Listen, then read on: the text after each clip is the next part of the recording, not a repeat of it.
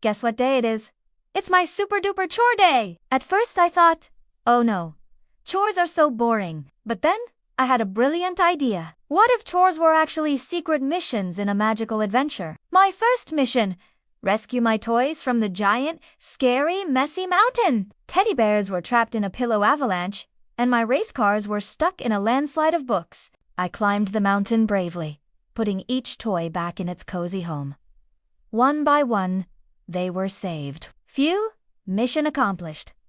My room was sparkling clean. Next, I ventured into the kitchen jungle, where a bubbly ocean waited in the sink. The plates weren't just plates. They were friendly turtles, and the spoons were shiny fish. I gave them all a good scrub-dub-dub, sending them swimming through the foamy waves. Splash!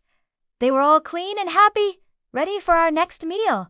Then, I heard a vroom-vroom sound. My broom wasn't a broom anymore. It was a super-fast flying race car. I zoomed around the living room floor, chasing after mischievous little dust bunnies. They giggled and danced as I swooshed them away. We raced around corners and under the sofa until the floor was shiny enough to see my reflection.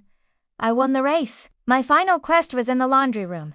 A huge pile of clean clothes was waiting. But it wasn't just laundry. It was the building blocks for colorful, cozy castles. I folded the towels into tall towers and stacked the shirts into strong walls. My socks even danced together as I paired them up. I built the softest, most colorful fabric kingdom ever. When I was all done, I looked around. The house was so clean and bright. I ran to my parents and said, "Look, I finished all my super-duper missions." They gave me the biggest hug and said they were so proud of me. And you know what? With a little imagination, even chores can be the best adventure ever. Thanks for joining my chore day adventure. See you next time.